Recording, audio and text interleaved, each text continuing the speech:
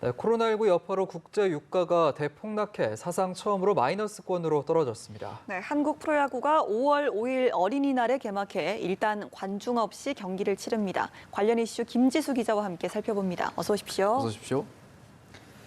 코로나19로 인한 충격이 이제 사회 곳곳에서 벌어지고 있는데 국제 유가도 큰 타격을 받았다고 합니다. 관련 내용 정리해 주시죠. 네, 국제 유가가 대폭락해 사상 처음으로 마이너스권으로 떨어졌습니다. 선물 시장에서 만기일이 닥친 5월물이 아닌 6월물을 선호한 탓에 나타난 일시적인 현상에 코로나19로 원유 수요가 급감해 공짜라도 원유를 사지 않겠다는 사태가 겹쳐서 발생한 겁니다. 예. 미국 뉴욕 상업거래소에서 5월 인도분 서부 텍사스산 원유는 배럴당 마이너스 37달러 63센트에 마감했습니다. 지난주 금요일보다 55달러 넘게 떨어진 겁니다. 네. 하락 수준이 어느 정도냐면 원유 생산업체가 원유에 돈을 얹어서 팔아야 할 정도입니다. 예. 그러니까 수요가 아예 실종됐다고 보시면 되겠는데요. 이렇듯 원유 수요가 급감하고 공급이 넘치는 상황에서 원유 시장의 선물 만기일까지 다가오면서 하락폭을 키웠습니다. 그리고 5월물 원유 만기를 앞두고 선물 투자자들은 5월물 원유를 인수하기보다는 대부분 6월물로 갈아탔습니다. 이에 따라 재고가 넘쳐나고 원유 저장 시설을 확보하기 어렵게 됐습니다.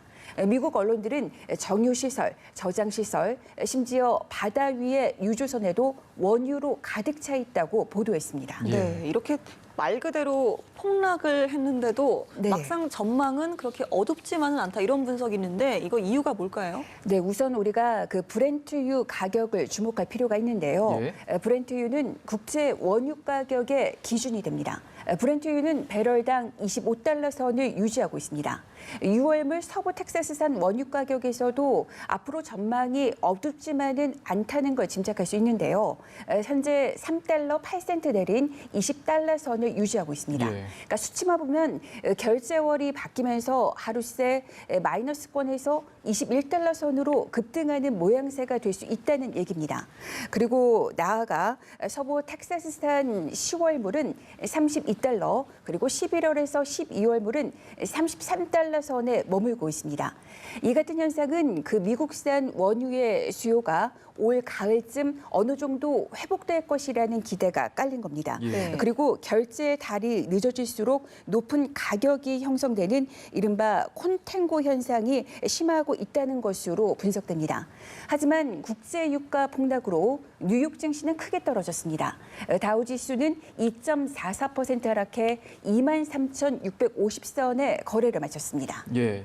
이번에는 기분 좋은 소식도 좀 살펴보겠습니다. 프로야구 소식인데 5월 5일 어린이날이 개막일로 정해졌다고 하죠. 네, 오늘 한국 프로야구가 5월 5일 어린이날에 개막하기로 결정을 했습니다. 일단 관중 없이 경기를 치르고요.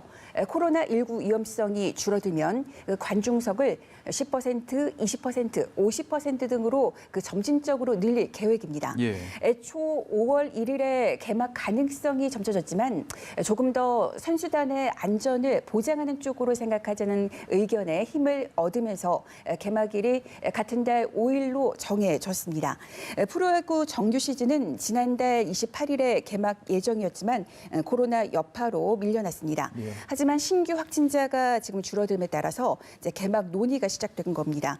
그래도 이제 위험성이 있는 터라서 당분간 관중 없이 치르게 됩니다. 예. 프로야구는 팀당 정규 시즌 144경기를 목표로 출발합니다. 만약에 선수단에 확진자가 발생할 경우 경기 수를 줄이는 방안을 논의하기로 했습니다. 올해 프로야구가 중단 없이 진행되면 11월 2일에 정규 시즌을 마감하게 됩니다. 이후 11월 4일에 포스트 시즌을 시작하게 됩니다. 그리고 7월에 열릴 예정이었던 올스타전은 취소됐고 오전 3승제였던 준 플레이오프도 3전 2승제로 축소됐습니다. 네, 개막만 기다려온 야구 팬들에게는 정말로 좀 반가운 소식이 될 것 같습니다. 이번 코로나19 사태를 좀 겪으면서 이 코로나19 바이러스가 성인과 또 영유아에게 미치는 영향이 좀 다르다라는 분석도 좀 나왔었는데요. 네. 국내에서 좀 의미 있는 연구 결과가 나왔다고요. 네, 그러니까 국내에서 엄마와 함께 코로나19로 확진 판정을 받은 신생아의 바이러스 배출량이 엄마보다 최대 100배나 많았다는 보고가 나왔습니다. 네. 서울시 보라매병원 한미선 교수팀은 지난달에 엄마와 함께 입원 치료를 받은 생후 27일 된 신생아의 코로나19 바이러스 배출량을 비교 분석했습니다. 신생아는 증상이 가벼운 편이었습니다. 의료진은 그래서 항균제나 항바이러스들을 전혀 쓰지 않고 모유 수유를 지속하게 했습니다. 이후 아이와 엄마는 모두 음성 판정을 받았습니다.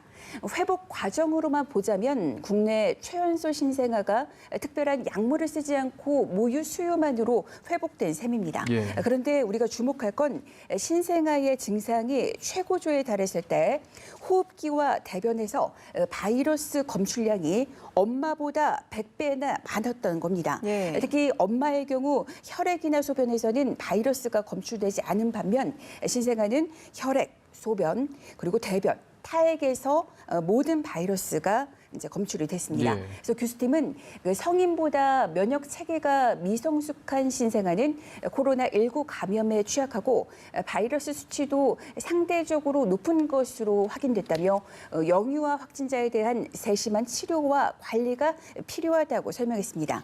또 신생아에게서 대변과 소변을 통한 바이러스 배출이 확인된 만큼 보호자는 위생 관리를 철저하게 해야 한다. 이렇게 강조를 했습니다. 예. 국내에서 코로나19 확진자는 모두 1,683명입니다. 어제 하루 9명 증가했습니다. 전 세계 확진자는 이제 250만 명에 육박하고 있고 사망자는 17만 1,000명을 넘어섰습니다. 미국이 확진자 79만 2천여 명으로 세계에서 확진자가 가장 많이 나왔습니다. 예, 알겠습니다. 요즘 날씨가 좋아지면서 야외 활동 많이 하실 텐데요. 마스크 착용 그리고 사회적 거리두기 꼭 지켜주시면서 즐겨주시면 좋겠습니다. 김지수 기자와 함께했습니다. 오늘 고맙습니다.